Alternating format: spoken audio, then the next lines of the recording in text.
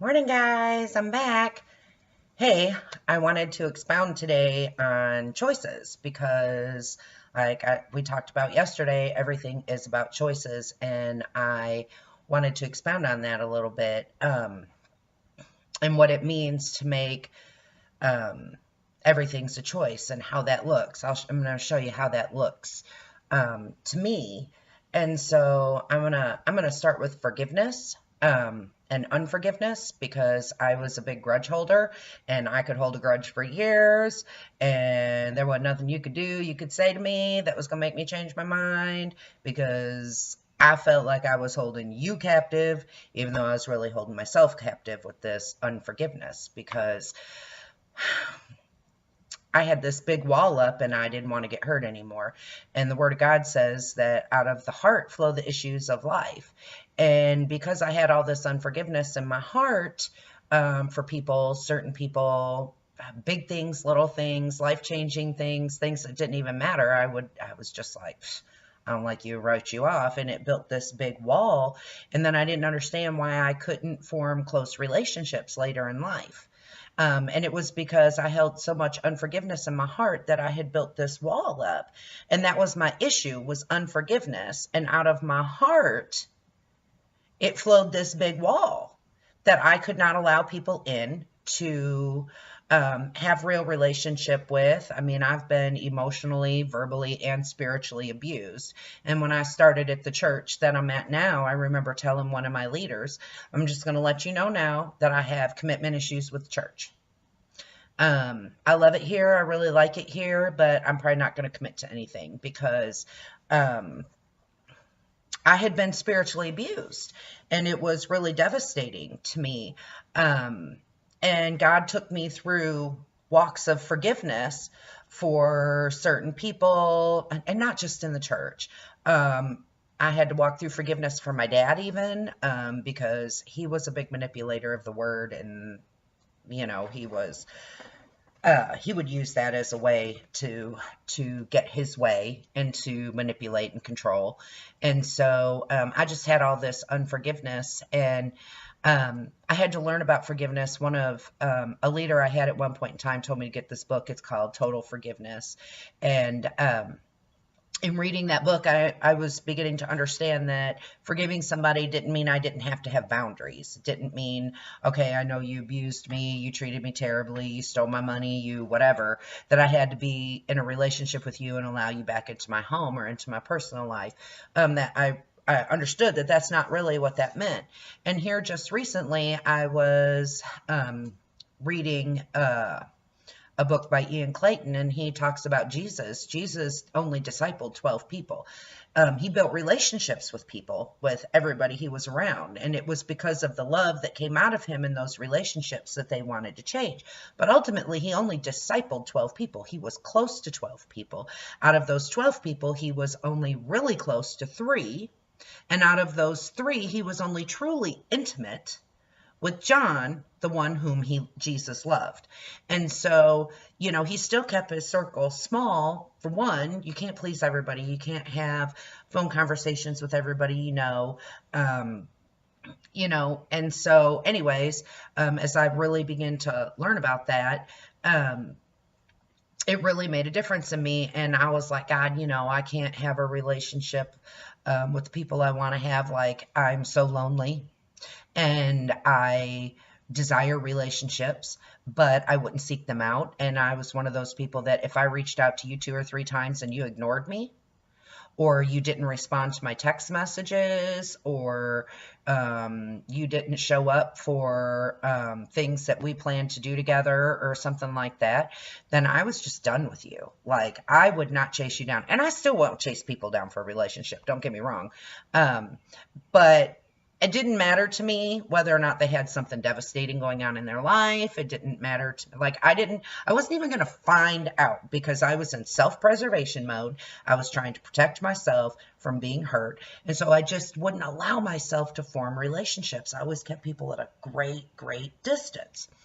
And when I began to deal with that and God began to deal with me on forgiveness, And I began to understand that forgiveness is a choice and that it was not about them. It was not about them. It was about me and how it held me captive, and it drained me of my energy. It stopped me from having relationships with people. And just, an extra little tidbit in here, how you handle relationships with people is the same way you handle relationships with God. So until you begin to allow God to work with you on that and build that relationship with Him, then you won't be able to build real relationships with other people, because relationship is a relationship. It doesn't matter if it's with God or if it's with people. And so the more I began to trust God and that, pour my heart out to God and be vulnerable to God, because I wouldn't even be vulnerable to myself, because I didn't want to experience that hurt and pain, until I began to do that. And I realized forgiveness was a choice. And I realized that it was holding me captive. It was causing me not to be able to have healthy relationships. It was causing me to be isolated and be alone. And I was like, God, I'm going to need you to show me about this forgiveness stuff, because I don't want to be this way. Like, I don't want to be alone. So He began to show me it was a choice. But my choice is I had to wrap my mind around what forgiveness really was. That it was for me, that it didn't matter if that other person accepted this forgiveness that I gave them or not. It didn't matter how they reacted. It didn't matter what they thought. What mattered was the freedom that I found in forgiving these people. So I began to say to myself, okay, so how am I going to define this forgiveness? What is it?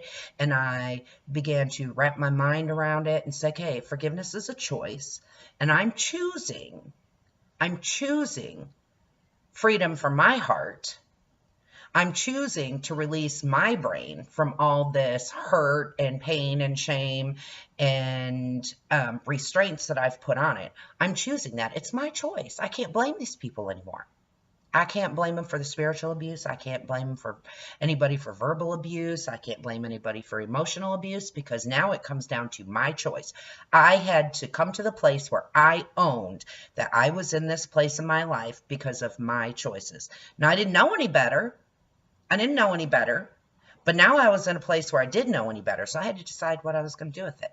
So I chose to believe that letting this go and giving it to God, and I have a process with that. I'm like, God, this really hurt me. This is how I felt. I own the feelings that I had because I ignored my feelings. I'll be like, when they said this to me, it hurt me to the core. It caused me not to want to pray about it anymore. It caused me to feel unworthy. It made me think I couldn't minister. It, all these things. Those are the choices that I made when they treated me that way. And I own that. And I felt guilt and I felt shame and frustration and overwhelming. It made me feel confused because I knew this, but this is what I was being told. And I was like, God, and I would feel these things to the depths. And I would even cry and be like, God, this is terrible. Why'd you allow me to go into that place? Why'd you allow me to make that choice? Why'd you allow me to form a relationship with this person? And then this weight was like there, and I was feeling it, and I was like, okay, God, I don't want it anymore, and I'm going to choose to give it to you because I don't want it anymore. And if I had to give it to Him 5, 6 times, 10, 50 times, I did. And when I chose to give those things to Him, all of a sudden this huge weight came off of me. And all of a sudden I felt this freedom, and I wasn't angry anymore, and it was easier to form relationships with people. I got some people at the church I'm really, really close to, and I am so thankful because they have been able to guide me in ways that I would not allow people to guide me before. They have been able to pour into my life. They can give me constructive criticism, and I do not, thank you, I do not get my feelings hurt anymore. There's some things I reject. I go through their advice and I say, okay, Lord, let's talk about this. And, sometimes I'm like, okay, this doesn't apply to me. Most of the time it does. And then I decide, okay, they're right. So this is something I need to work on. And so I have chose to forgive people in the place, because ultimately what I was trying to choose was freedom to have relationships again, freedom to put that wall down, because people, when you're trying to keep out the bad and you put up that wall, you're keeping out the good too. And then you're just isolated. And so I didn't want to live that anymore. So I chose to forgive those people. I still choose to forgive people quicker than I used to. And I still have this freedom, and this whole thing was lifted off of me. And all of a sudden, I realized I wasn't as angry when people said things that, oh, I had somebody make a comment to me because I can't be at church every Sunday because I still work for another company as PRN, and somehow they always schedule me on Sundays. So I haven't been able to be there, but I'm involved on Mondays and Fridays, and I'm always there. And like that would really tear me apart and make me feel like a horrible person. And all of a sudden it was like I realized I had a choice. Was that the truth of the matter, that I was just choosing not to go? No, that wasn't it. So I chose to forgive that person and move on, and now it doesn't bother me. And so anyways, that's just what my process was and how it looked like for me to choose. I chose to forgive people, and now I can still have conversations with them. I might not let them in my personal life. I don't let the things that they say bother me, but it has been a huge relief. So that is how I have applied choosing to forgive in my life. And again, I love to serve people, and if you think that you could use a life coach to help you deal with some things, boundaries, forgiveness, whatever it is, low self-esteem, constructive criticism, receiving that you just need to change your mind. You're like, why do I always think like that? I don't even think that's true. I wish I didn't think. If you would like to have somebody help you walk you through that, I would absolutely love to serve you. So again, contact me.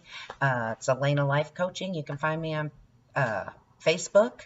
You can comment on my videos, and I would be happy to return a message, and we can get together. So y'all have a great day.